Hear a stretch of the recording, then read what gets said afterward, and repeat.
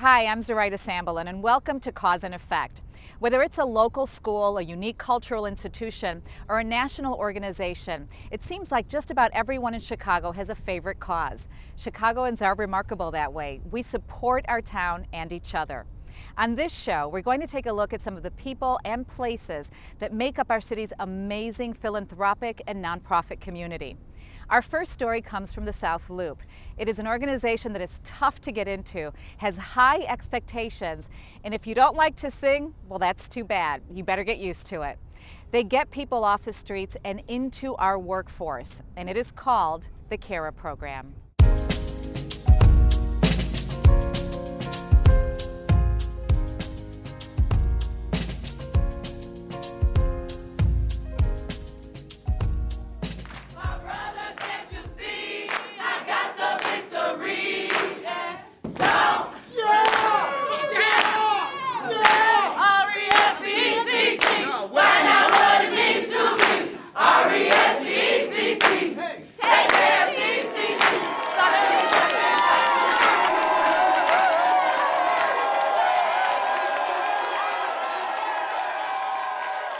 How did CARA come to be?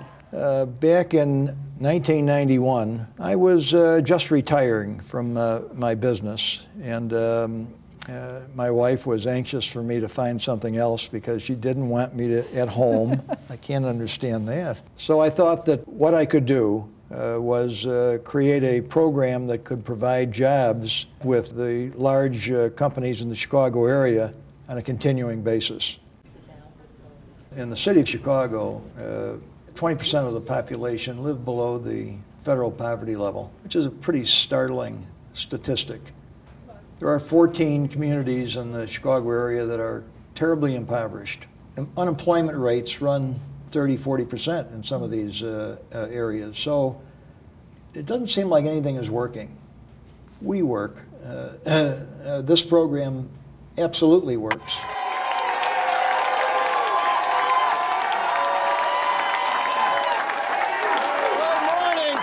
Clean slate and guests. Good morning! Every morning they have a half hour of what's called motivations. And the idea is to bring people out of their shell. But it's used really to demonstrate to all the students, we're all the same, you've got to be ready. When called upon, you better be ready. Let's move down to the clothing room. Everybody that comes into the program is outfitted with donated clothing. Oh my goodness. Wow. So that they can make a business-like appearance. Well, it looks like you're walking into a store. Right. And the cafeteria is, now we can see it from out here, huh? Yeah. It's clean. It looks like a business environment. And that's purposeful. It sure is, yeah. This looks just like the businesses that they're going to go to work for. Let's move into to our training room here. Oh, they're in session right now. Oh, that's okay. Yes. Sure. Morning, everybody. Good morning. Good morning. This year, 2,000 folks will be referred to the program and will accept 500. We will employ 500 students a year. Retention has been running at 73% for the last 5 years. That's better than general hiring for entry-level people that most Chicago employers see. Good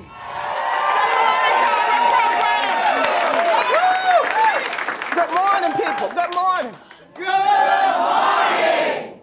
My name is Marilyn Martin. Hey, Marilyn, motivate me. What? That's my friend.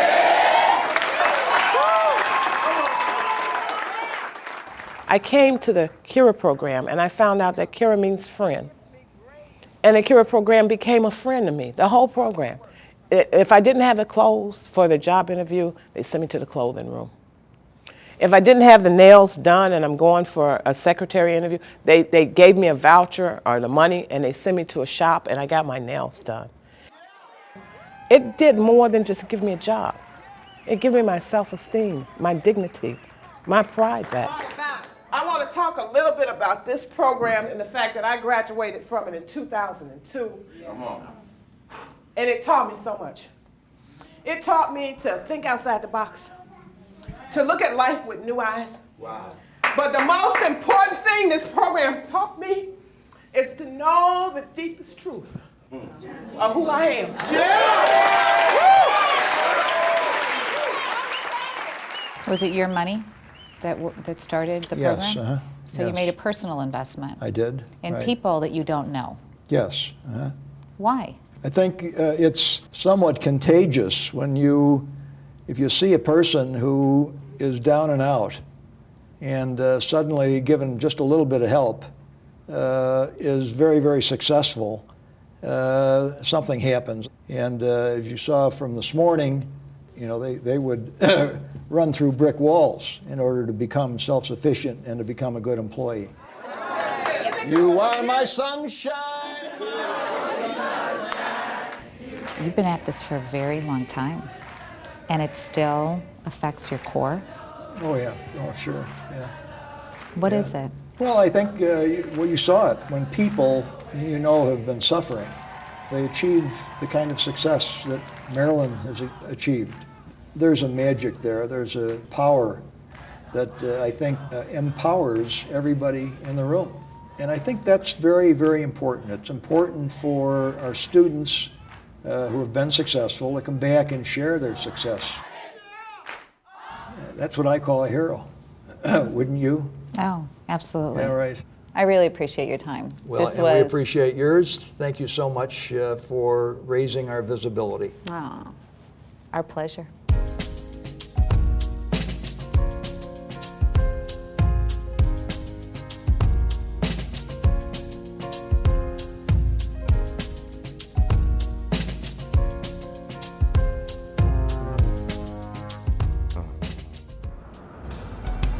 Hello, my name is Sol Flores, and I'm the Executive Director of La Casa Norte.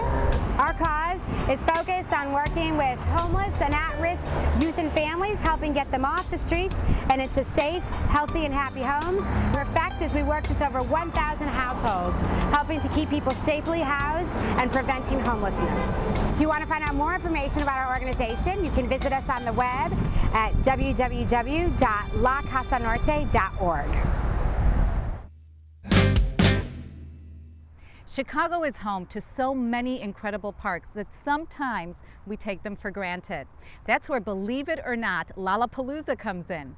WXRT's Marty Leonard and Brenda Palm from the Parkways Foundation explain how 240,000 rock fans help beautify our city.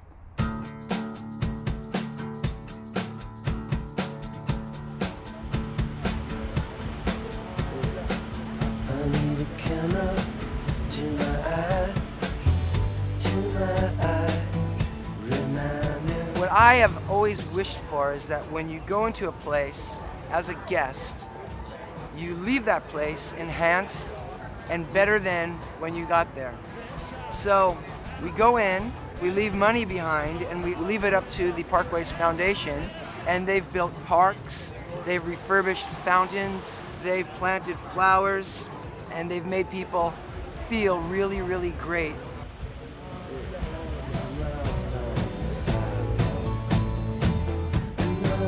Well, here we are. We are in Grant Park on the eve of Lollapalooza, when Grant Park here in the city of Chicago pretty much becomes the center of the rock universe. And I'm with Brenda Palm of Chicago Parkways Foundation. We're going to talk about Parkways Foundation, and we're going to do it even though Hot Chip is sound checking right behind us. Brenda, welcome. Thank you. I mean, this is one of the best times to be here, right? You know, it really is. Seeing it all come together. So tell us about the use of Grant Park and how this unique setting here on the lakefront and in the city is the site of such a great festival. You know, it's such a perfect location. We're in Chicago's front yards. We don't have a better showcase of Chicago than, you know, this location right here. You know, but the really great story for Parkways Foundation, we're the nonprofit partner of the Chicago Park District, is that the money that comes from Lollapalooza goes directly into the neighborhoods. Over 10% goes back into parks all over the city to make our neighborhoods great. Now, from your perspective, Brenda, being the executive director of Parkways, I'm sure that you look at parks with a lot of care. Yeah. Now, with 90,000 people plus coming into the park every day for the next 3 days, does that send a little shudder up your spine when you think about how many people will be here? Well, you know, it doesn't. First of all, our partners feel strongly that it's their job to take care of the park. And they've done such a great job of, you know, leaving the park in the way or better than it was when they came here. We're so fortunate. I mean, when I got to the Park District 7 years ago, Parkways was grossing about $400,000 a year. They're now grossing over $4 million a year. All that money is going to support parks, infrastructure, and programs throughout this great city. All right, Chicago! How much money has Lollapalooza given to the parks over the years? Since 2005, Lollapalooza has generated over $5.5 million for Parkways Foundation, and we've invested those proceeds into everything from maintenance and the restoration of Buckingham Fountain to launching new programs for kids, which is such a big priority for us. We've launched a community garden grant program, so all of these volunteers who work so hard to beautify their parks can actually buy the resources they need, the plant materials, the fencing, to make our parks beautiful, to make our city beautiful. So Brenda, a lot of these projects that we're talking about, I would guess that most people would think they were funded by the city or by the state or by taxpayer dollars, but that's really not the case. It's through organizations like Chicago Parkways. Well, public-private partnerships are so important because the city and the Chicago Park District can only do so much within their budgets. And what we really do is work on it as Parkways Foundation. We work on a daily basis with the Chicago Park District and dream with them. You know, all of these things that just wouldn't be possible within the limited Chicago Park District budgets. Gallapalooza has been kicking off Lollapalooza now for 4 years. What a great event, you know, and it's really a nice kickoff to Lollapalooza. Some of the folks who come here might not necessarily think about going to Lollapalooza, but they want to do something good for the city that really gives exposure to the partnership between Lollapalooza and Parkways Foundation. And Gallapalooza is the perfect benefit evening to kick all that off.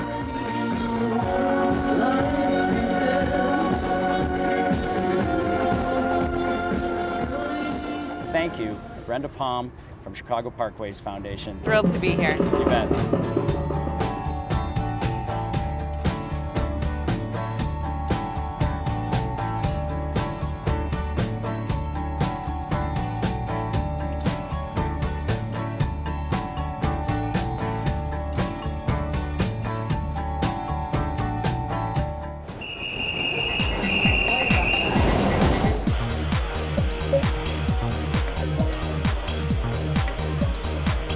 Hi, my name is Ryan Pitts. I'm the executive chef of RL Restaurant.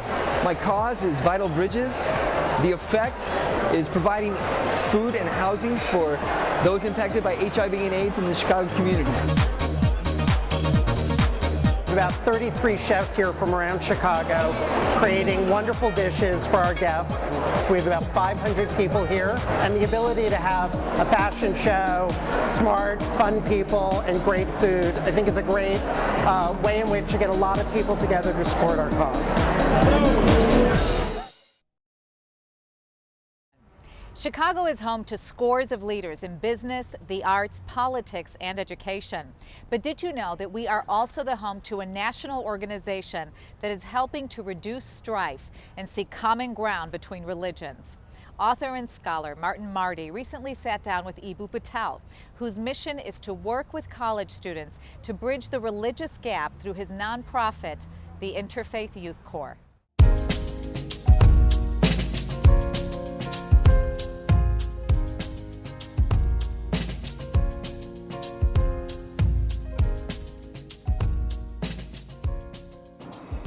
When you got this idea, well, everything in life, you know, it goes like this. Can you picture a moment it suddenly dawned on you, I'd like to organize something on this line? I literally woke up at this interfaith conference out west and bang, it hit me. Why don't we have a movement that brings young people from different religious backgrounds together to serve others?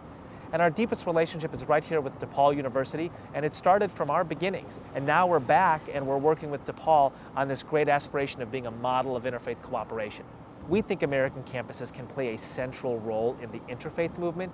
Every student on a college campus should have an appreciative knowledge of their neighbor's religion in the most religiously diverse country in human history.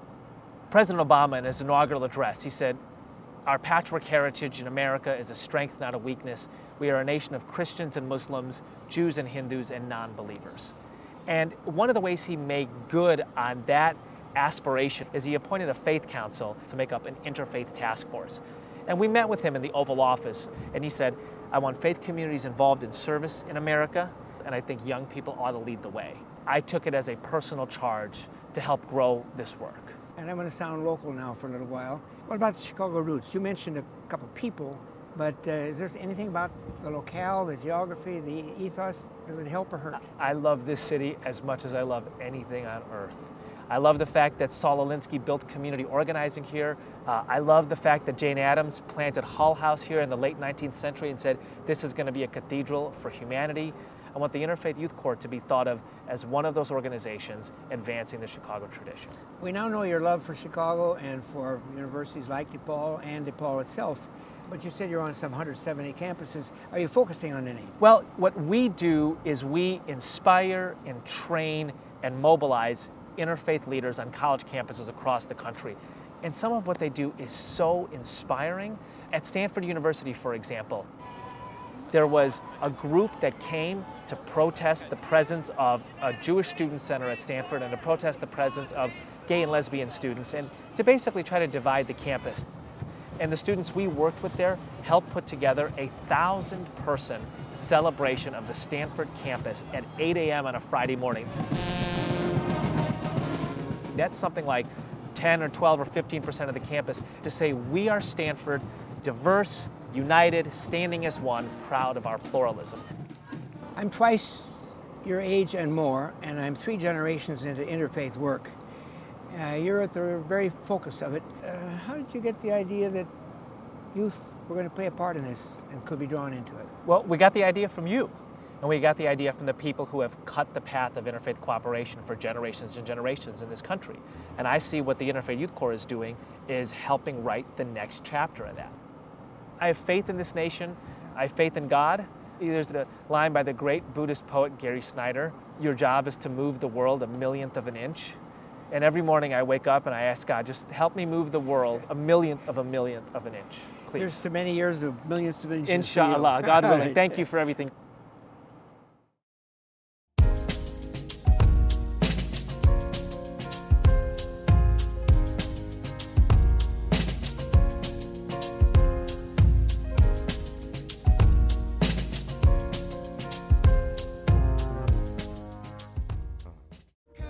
Hey, I'm Dwayne Wade. My cause is Wade's World Foundation.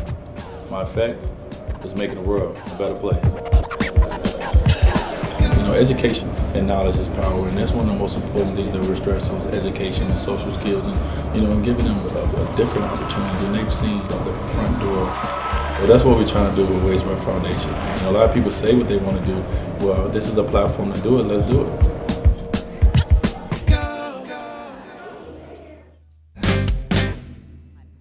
Back in 1956, an idea was born right here in Hyde Park at the First Unitarian Church of Chicago by Reverend Christopher Moore. That idea was to bring children of all races and socio-economic backgrounds together through music. Fast forward 54 years later, and the Chicago Children's Choir has blossomed into a world-renowned treasure. Here's WGN's Micah Matera with choir president and artistic director Josephine Lee.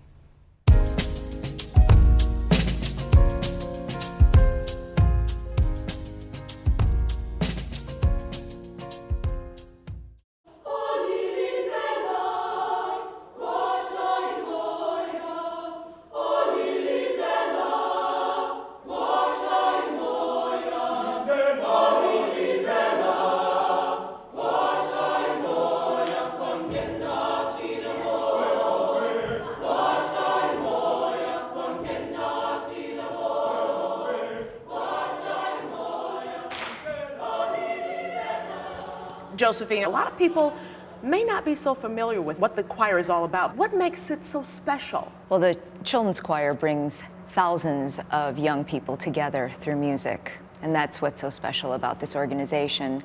From its founding mission, it was founded in 1956 by the late Reverend Christopher Moore during the height of the civil rights movement. And he believed that by bringing children of diverse backgrounds together, that they would better understand themselves and each other. The main thing you mentioned, diversity. That really is key for the Chicago Children's Choir, isn't it? That's right. Diversity of race, socioeconomic class, and it's just also a safe haven for these children to better understand each other, because and they come from all over throughout the city. We're actually in 46 public schools, 8 different communities. Kenwood is the place to be if you're a fan of Frank Lloyd Wright. Yeah, Kenwood is the place to be if you're a fan of Frank Lloyd Wright. The choir performs in so many different venues with so many different types of audiences. These guys have been everywhere. Do you get the same response from every audience? What are they feeling when the choir just lets free? Yeah, that's a great question. Joy. Joy, equal partnership. Children feel joy, the audience feels joy. They feel that energy, that power of music.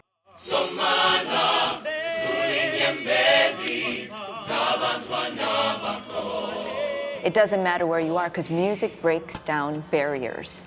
And when we're singing music of different cultures, especially the culture that we're visiting, they are just in awe by the fact that these children have taken the time to learn their language and their music and to share that with them.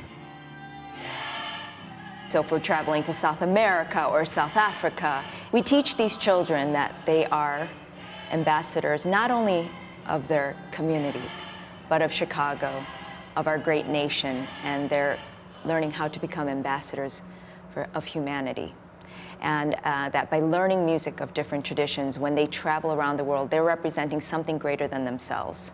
And 1, voyez, voyez, voyez. 1, 2, voici les banderillas. Good, together please. Now the dynamic marking here is FF, double forte. Does that mean soft or loud?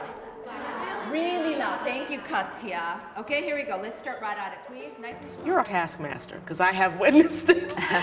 Why? Because you're dealing with so many different personalities, so many different backgrounds.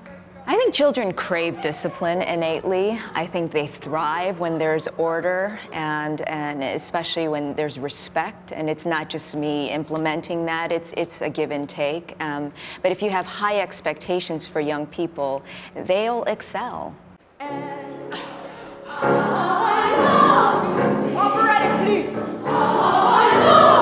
You grab stage for Carmen. Don't scream. That's so much better. You're a diva. There are obviously fundraisers and things to bring money into the choir. To have these kids go to all these different places and get the education that they're getting. I mean, how tough is that? It's very tough to raise money, but we have a very generous funding community in Chicago. And we have very supportive people who believe in the arts. We're collaborating with the Chicago Symphony Orchestra. We collaborate with the Lyric Opera of Chicago, so these children have that type of exposure to great opera singers. We've collaborated with Looking Glass Theater in the past, as well as Steppenwolf.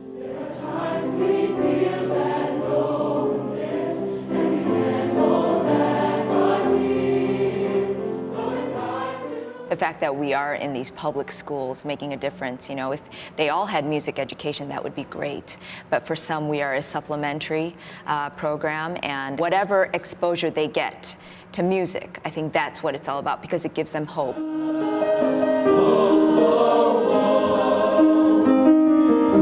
need your love.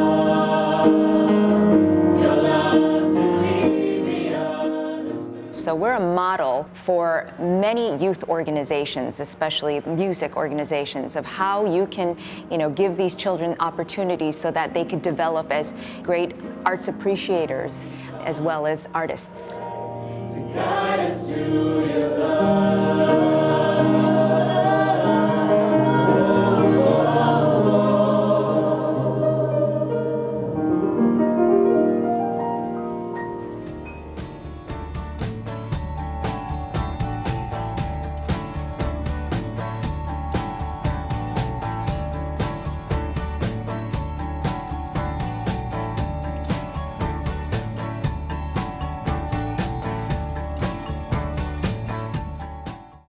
I hope you enjoyed the dynamic people and places featured on our show.